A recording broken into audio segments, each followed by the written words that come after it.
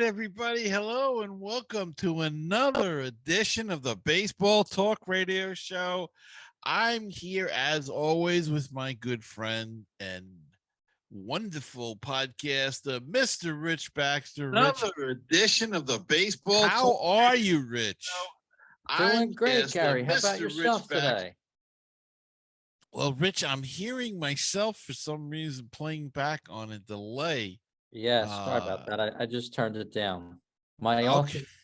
my alternate studio I'm at. I'm not used to all these new controls. I get it. I have that problem myself sometime. I'm doing good, Rich. How about you? Our teams each lost a pitcher. I guess you might say the loss of my pitcher was more hurtful to the team than yours, but we're both a guy down now. Yeah, Jacob deGrom taking the plunge here before the big Christmas holidays here, a couple weeks before it. And another player that sort of went with the money, so to speak. Very few of these players anymore, Gary, are team loyal anymore. They're following the money. And Rich, how true is that? But they want loyalty from the team, but they don't give anything back to the owners or the fans. And good riddance. I mean, he can go. No sour grapes because he left, but at least he could have gave the Mets a chance. The reports are so far that he never gave them a chance to counteract, to make another offer. He never told them that he was signing, that they found out through the mail. I mean, through the news. So, I mean, that's a little, I'm old school that way. That's tacky in my estimation. I don't like it when a guy gets traded and then bad mouths his old team, or he signs a contract and bad mouths his other team. Not that he did, but he didn't even contact them to say, hey, look, I'm going to sign with the Texas Rangers. They had to find out the other way. So, good luck to him. Good luck to Texas.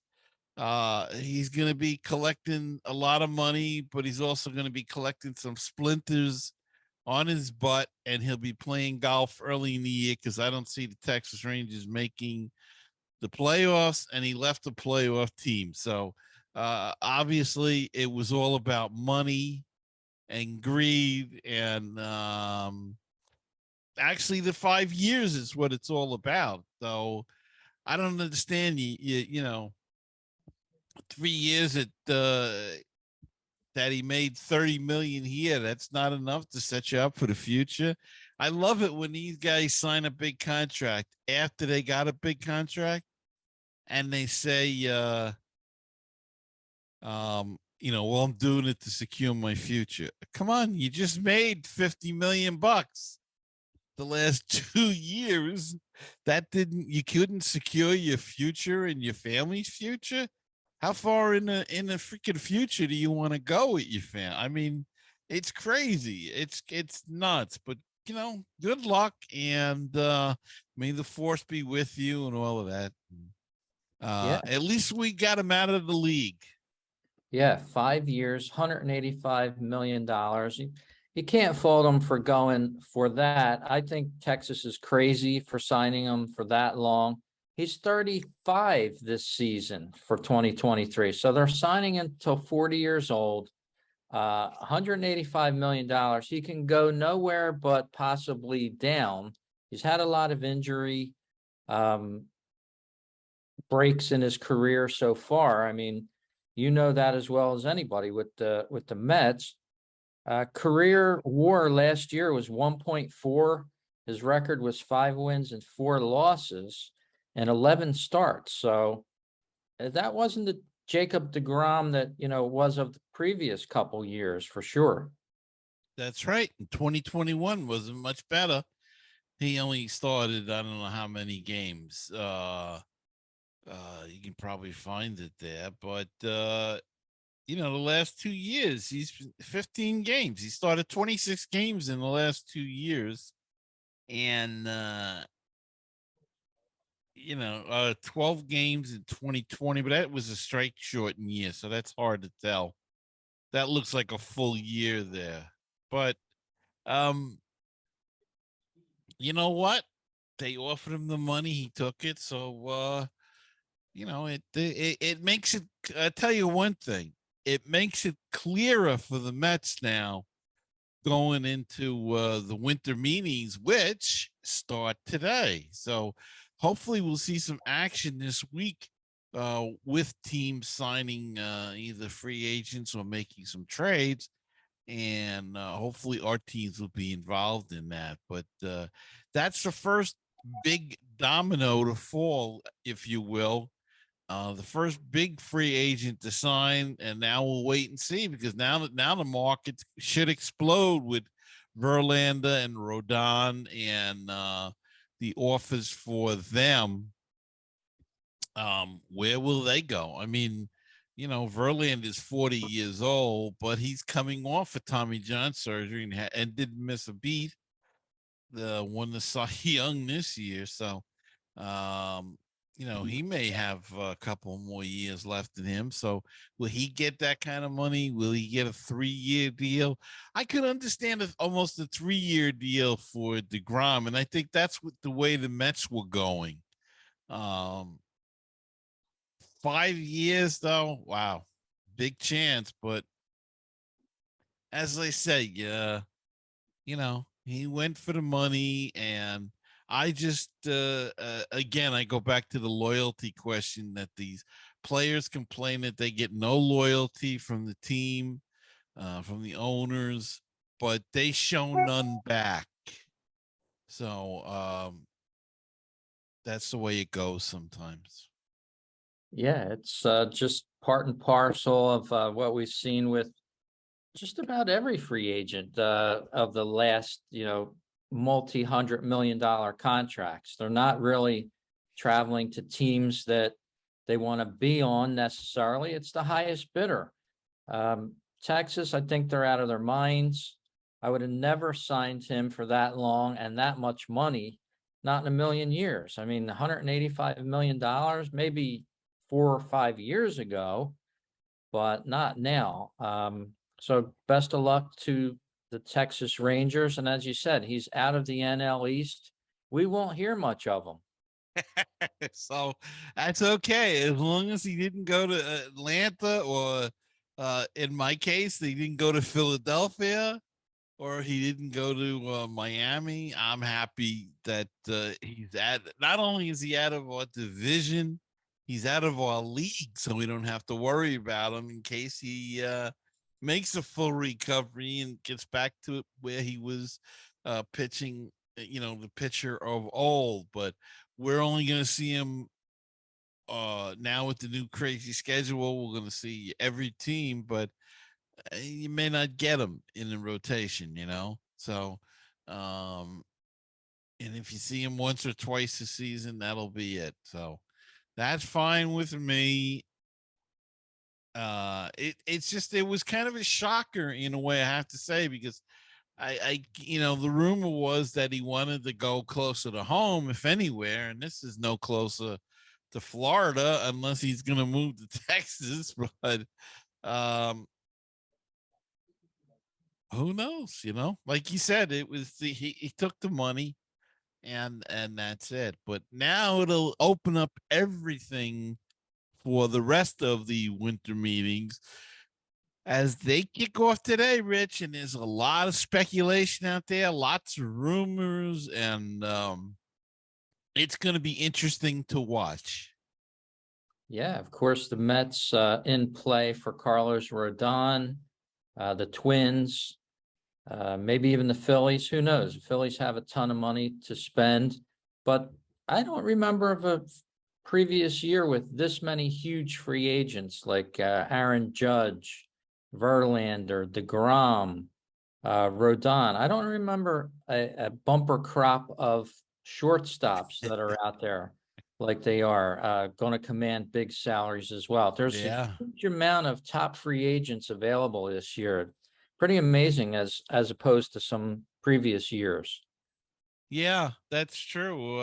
Some years it's pretty dry, and I guess it just works out that way every now and then. And this is a good year, and I guess a good year to be a free agent. But it, it's gonna be an interesting week to watch it all unfold and see where our teams go. And uh, if sometimes things don't happen at the winter meeting, but it lays the groundwork for other things. Of course, fans get antsy if the team comes back from the winter meetings and they haven't done anything as far as a trade or a signing or something. But again, sometimes it's just laying the groundwork for future meetings and stuff. But I hope things get done, because it's always exciting to have some new teammates come in. And with DeGrom gone, it's going to mean a lot to sign to fill that slot. So we shall see. Yeah, and of course, as you said, the winter meetings kicking off in San Diego, a nice warm place in the country, as here in the Northeast, we're starting to feel more like winter, of course. But yeah, there's a lot of scuttlebutt out of there. It's being held at the Grand Hyatt in San Diego, California. And as you said, it started off today. So I wonder who the next top free agent is that we'll hear about. Aaron Judge, rumors that he may go to San Diego, believe it or Yeah. not. And of course, the Yankees still in play for him. It'll be interesting to see where he signs.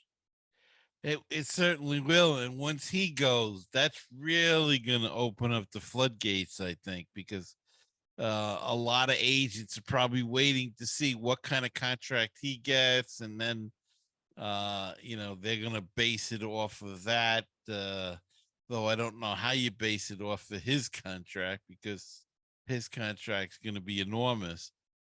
But they're going to try anyway. And, yeah, it's gonna be interesting to see where he goes, where Brandon Nimmo goes, Verlander, Rodon, the list goes. Trey Turner and Carlos Correa. The Twins are trying to keep Correa. They're putting up a valiant fight.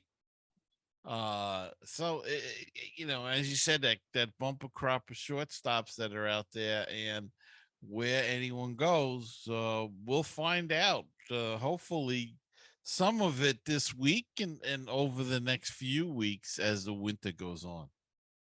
Yeah, and today, of course, the Hall of Fame Contemporary Era Committee is going to announce a vote at 8 p.m. over MLB Network. And it's not the same as the baseball writers vote. This is the Veterans Committee, so to speak. It's a 16-person committee that votes on a Hall of Fame candidate, no longer on the baseball writers ballot. So there's a number of different people that'll make this selection here, and 12 votes are required for induction. And it should be noted that each person on the committee can only cast 3 votes, meaning at most 4 players can be voted into the Hall of Fame by this Contemporary Era Committee this year. So it'll be interesting to see who sneaks into the Hall of Fame via the back door, so to speak. There's 8 players on the ballot, and listen to these names and tell me what you think. Albert Bell, Barry Bonds, Roger Clemens, Don Mattingly, Fred McGriff, Dale Murphy, Rafael Palmeiro, and Curt Schilling. Now that's an interesting list. Well, Yeah, first off, I think Rafael Palmeiro has not got a good. He lied about the steroids and got caught, and so I think he's out. Bonds and Clemens also were the steroid guys, of course. But neither one of them really ever got caught. The only issue is it's not the baseball writers that are voting these people in. Yeah.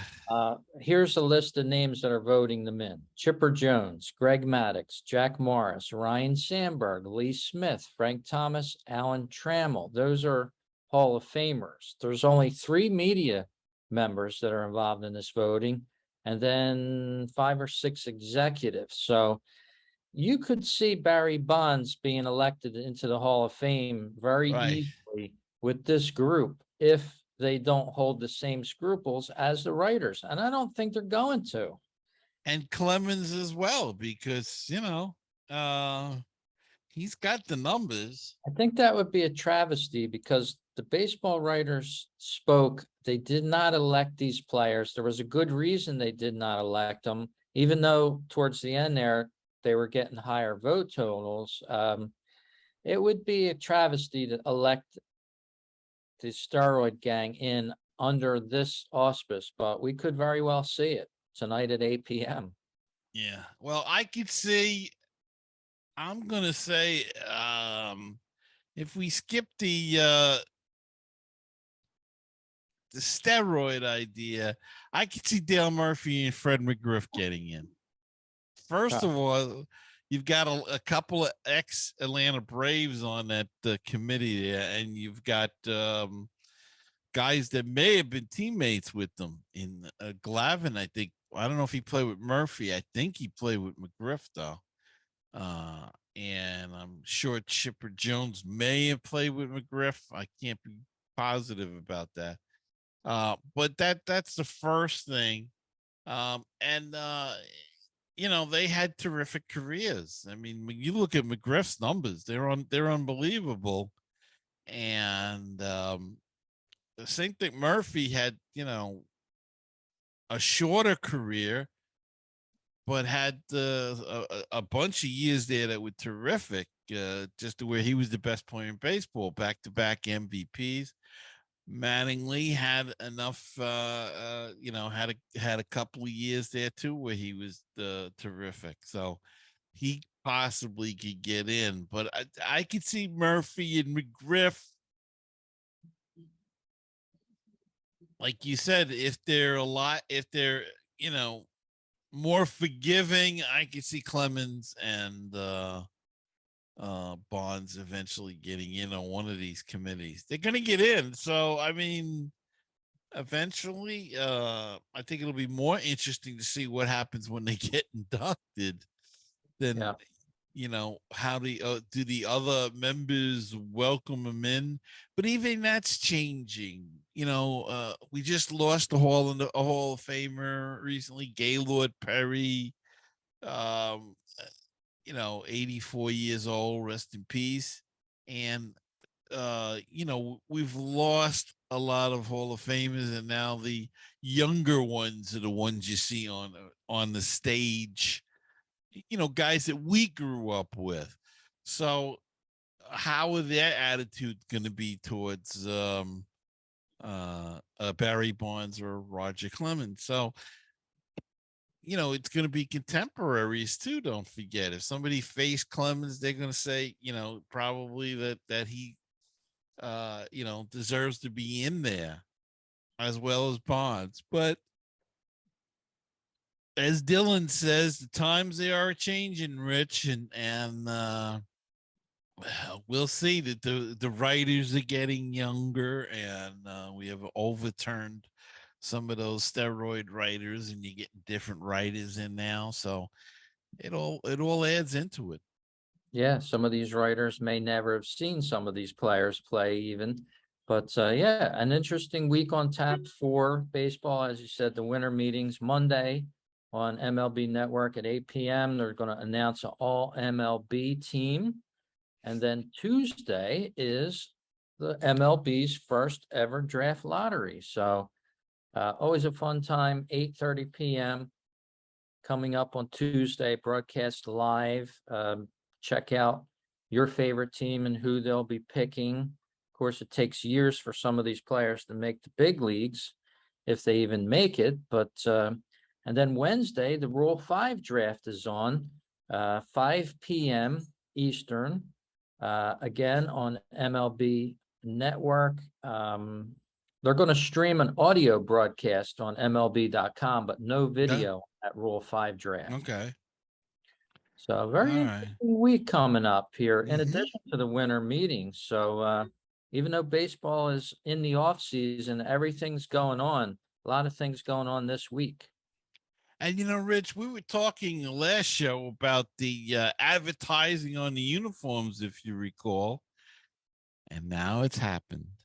The first Oh. team has come out with it. The Boston Red Sox jerseys are going to look different this year. They became the first MLB team to announce that they will wear advertisements on their uniforms next season. As the team will sport a patch from the insurance company Mass Mutual on its sleeves. It was reported in July that Mass Mutual will be paying $17 million for their real estate on a Sox's jerseys. $17 million. So now we have to jump to the other side of the coin and say, well, if an owner is getting $17 million to put a logo on their jersey, why can't they sign a superstar then? Though I guess you got to put the two logos on at today's prices for players to sign a top guy at 34, 35 million. But they used to say that the ticket sales is what sold, paid the salaries. Now we're seeing it's all this other outside income. And I mean, it is ridiculous. They get money from naming rights of stadiums, the ads on the walls. There's money just flowing in all over the place. And I don't know. I think this is ridiculous. As we talked about, you look at these Latin American games and they got like things all over the helmets and all over the jerseys. And it's not for me, but I'm old school. So I guess that's what the deal is. Yeah, and it's not a bad thing. I mean, to be old school, we grew up that way. We don't like to see ads on everything necessarily. And but that's the world we live in, even with the gambling and stuff like that. Baseball used to be against it. Now they own part of these big gambling operations. So things change and evolve, but it's an interesting week in baseball. That's interesting. I can't wait to see our favorite teams with who they put the logos on. I don't want to buy a jersey with one of those logos on it, though. That would turn me off. I'm not getting paid to advertise them. Yeah, you're not getting 17 part of that 17 million. So I don't think the ones that they sell will necessarily have unless some people want everything exact. So there is a possibility if you get an authentic jersey, you may have the option. I don't know. Stick to the good replicas, then I guess, folks. they don't stick it on. Thing that gets me about some of these replicas now, I know they were selling it at the City Field, and for the life of me, it looked terrific, and they put the number on and everything, right? But they didn't put the number on the front. And I couldn't understand that for the life of me, why the Mets have a number on the front and a number on the back. And for the life of me, I couldn't understand it. And people were buying these jerseys like crazy, and they got the number on the back. I'm going, no, but it's not. I guess I have to have it. Well, Even if it's a replica, I got to have it authentic. The number If on that the makes front sense. and the number on the back is an authentic jersey, and they generally sell for $350 unless you get a sale on them. But if you do buy the replica, then you're not getting the number on front, unfortunately. Well, I've got a replica from years ago, and I've got the number on the front and the back, Yeah, and I got Mets musings on it. I got it even personalized. So they've changed things a little bit, but yeah, and that drives me nuts because that's not the way. If you're gonna do it, even if it's make it an authentic replica. I yeah, mean, usually it's a vinyl number on the replica instead of an embroidered number, or like they do have, or whatever they call it, jersey tackle twill or whatever the heck it used to be. Just do it right. Make it look the same as the players' jerseys. well, believe it or not, to just a real quick story before we wrap it up. The Phillies made the World Series this year, and certain players went on sale with the official World Series patch with the number on front and number on back, that sort of thing. But it was only a couple of the players on the team. If you wanted a secondary player, so to speak, not a superstar, you had to get a customized jersey made there at the stadium. So, and those customized jerseys, believe it or not, could not be returned. So once you got, say, a Thor jersey and you went home with it, a Harper jersey, you could have returned in 14 days. But the Thor is known as a custom jersey, even though he's a player, non-returnable. Yeah. Little There clause you go. here and there. And one other complaint about the jersey market, if you will. Yankee fans, if we have any Yankee fans out there, the Yankees do not have their name on the back of the jersey. If you buy a jersey, whether it's a replica or an authentic jersey, and it has the player's name on it, don't buy it. Don't buy it. 99 was Judge. You don't need the name. It doesn't go with the uniform. It looks ridiculous. Or I saw a guy with number 4, Garrick.